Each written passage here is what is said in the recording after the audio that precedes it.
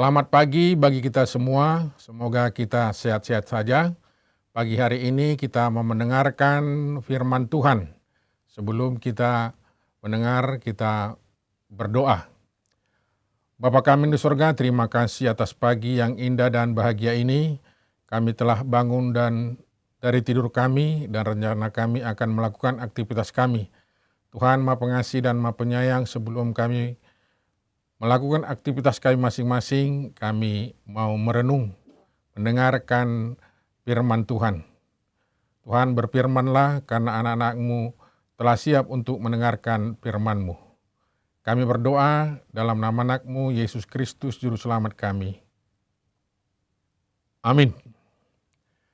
Firman Tuhan pada pagi hari ini, tanggal 14 Desember 2022, yang tertulis dalam Efesus 2 ayat 4 yang berbunyi, "Tetapi Allah yang kaya dengan rahmat oleh karena kasih-Nya yang besar yang dilimpahkannya kepada kita telah menghidupkan kita bersama-sama dengan Kristus, sekalipun kita telah mati oleh kesalahan-kesalahan kita, oleh kasih karunia kamu diselamatkan." Sebelum menjadi rasul, Paulus adalah salah seorang yang sangat membenci pengikut Yesus Kristus. Lalu Tuhan memanggil Paulus menjadi salah satu rasulnya. Di Kisah Para Rasul 9 ayat 15 dikatakan, "Pergilah, sebab orang ini adalah alat pilihan bagiku untuk memberitakan namaku kepada bangsa-bangsa lain, serta raja-raja dan orang-orang Israel." Nats kita ini bercerita tentang Rasul Paulus memberitakan kebenaran tentang Yesus di Efesus dan banyak mengalami rintangan dan tantangan dalam pelayanannya di Efesus. Sebab Allah sendiri telah berkata tentang penderitaan yang akan dialaminya. Di Kisah Para Rasul 9 ayat 16 dikatakan, "Aku sendiri akan menunjukkan kepadanya betapa banyaknya penderitaan yang harus ia tanggung oleh karena namaku."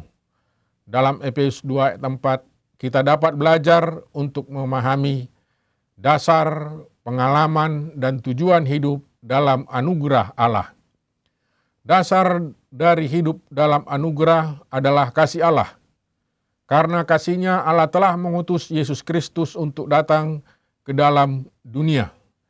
Melalui kematian-Nya di atas kayu salib, karya keselamatan telah digenapi.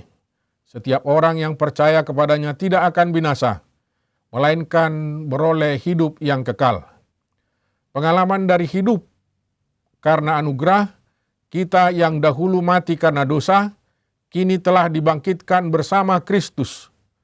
Kita diampuni, dibenarkan, dan diperdamaikan dengan Allah dalam anugerah-Nya.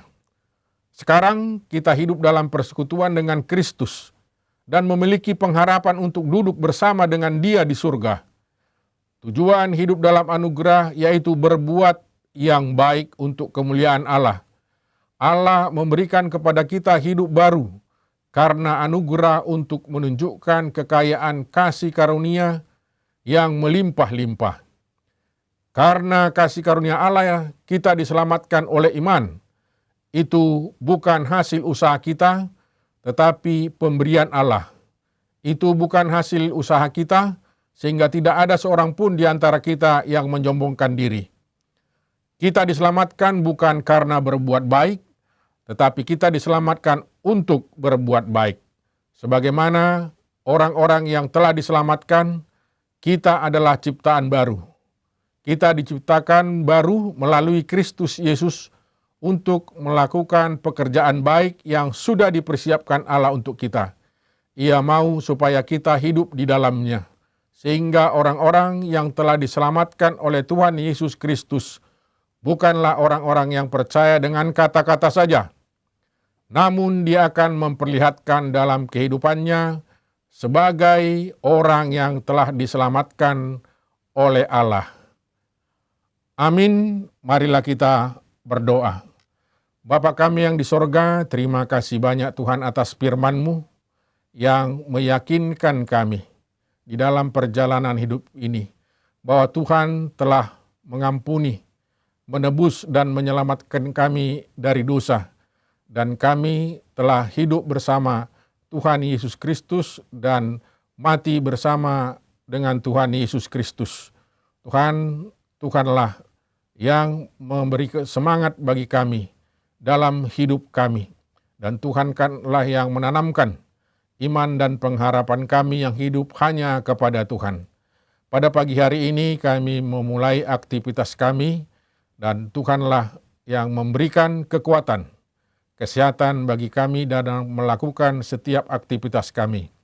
Dan pada pagi hari ini kami mau berdoa buat saudara-saudara kami yang sakit di rumah sakit maupun di rumah Tuhan.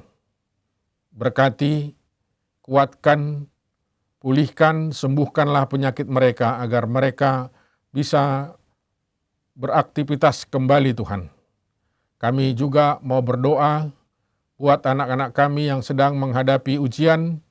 Kami serahkan kepada Tuhan. Tuhanlah yang memberikan kecerdasan, kebijaksanaan, kemampuan bagi mereka untuk melaksanakan pelajarannya Tuhan di dalam pendidikannya. Kami mau serahkan hidup kami kepada Tuhan.